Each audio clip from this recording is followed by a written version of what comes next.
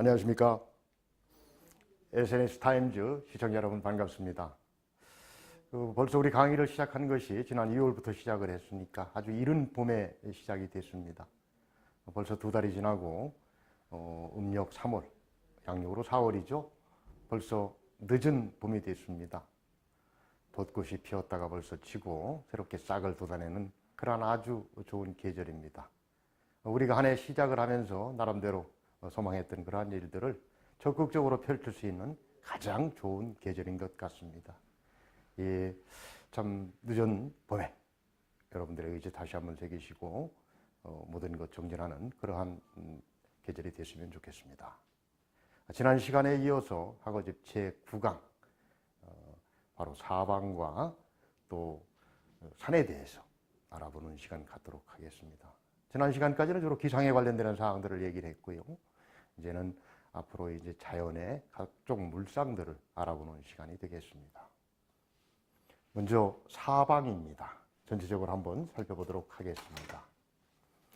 사방이라 천지 유사방하니 좌의 동이요 우의 서요 전의 남이요 후의 북이로다. 사방이다. 하늘과 땅에 사방이 있으니 좌측은 동이 되고 우측은 서가 되고 앞은 남이 되고 뒤는 북이 되는구나. 이런 뜻입니다. 하늘과 땅, 우리가 보통 아이들이 한 5세가 되면 이 동서남북을 예전부터 가르쳤죠. 방위를 알아야 되죠.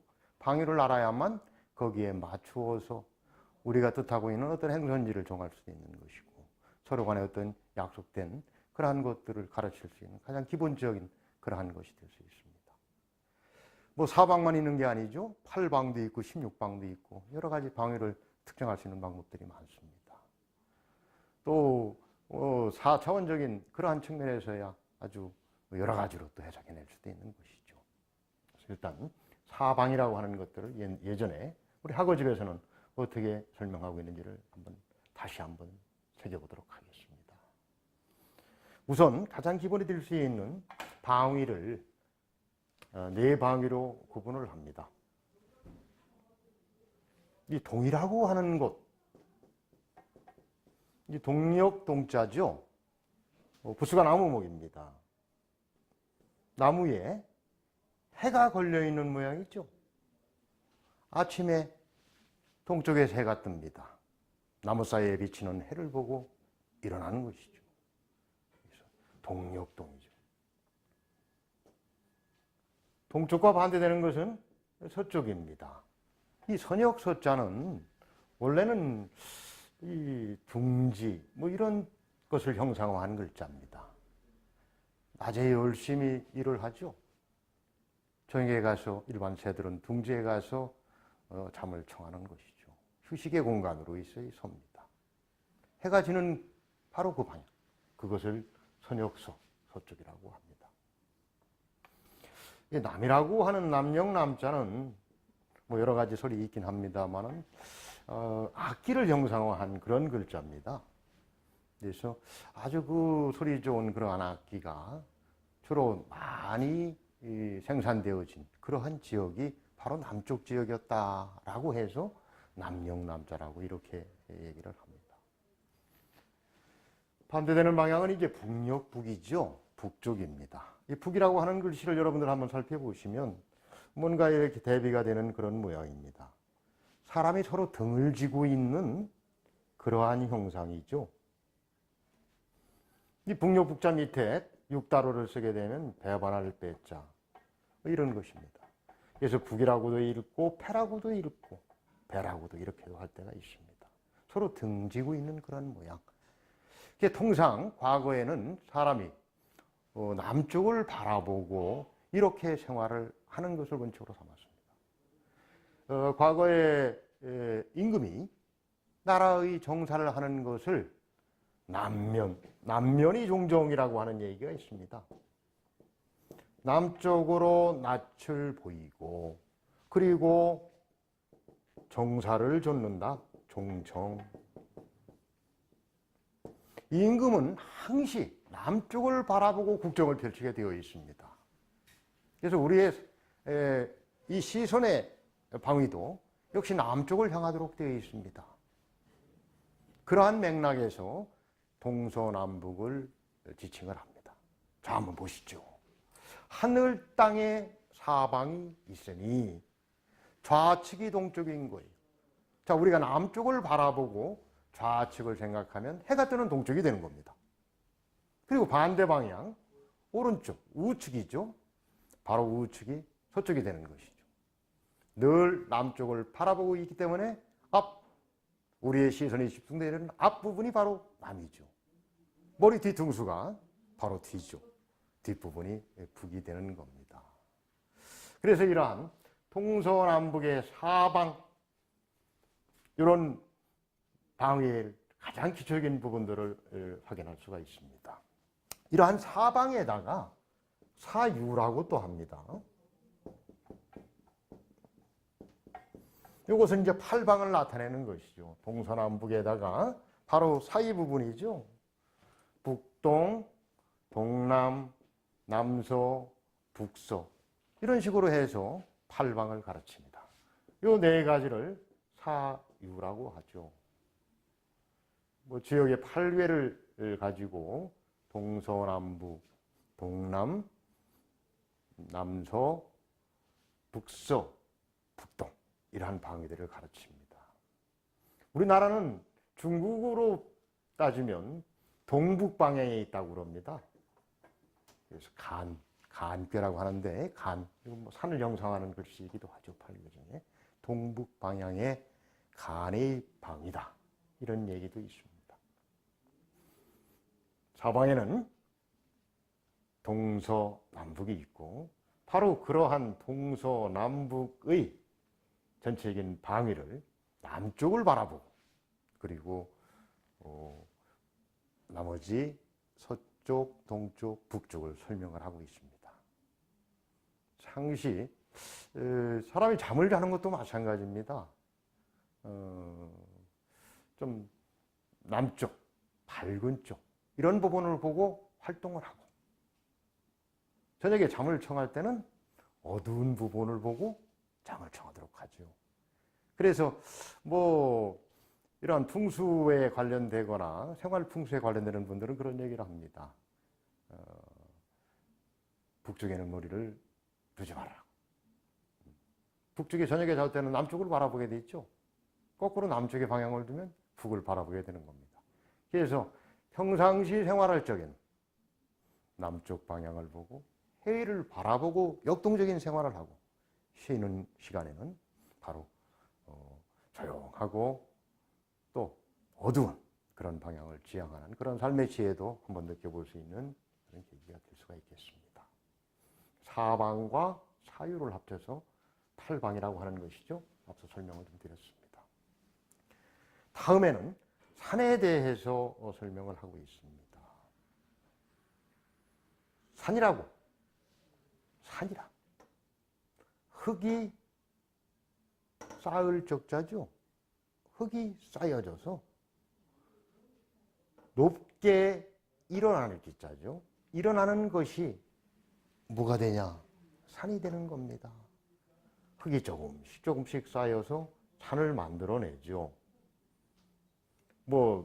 융기라고도 하고, 침식이라고 하는 과거의 어떤 과학 시간에 배운 것들 여러분 혹시 기억하실지 모르겠습니다.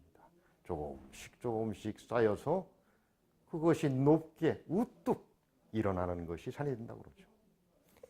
기고 천만장, 기고만장하다 하는 얘기 여러분들 혹시 들어보셨는지 모르겠습니다. 바로 그런 뜻입니다. 그 높이가 천만장이구나. 여기서 장이라고 하는 것은 길이의, 높이의 단위입니다. 장척촌이라고 그러죠. 자척자를 씁니다. 촌.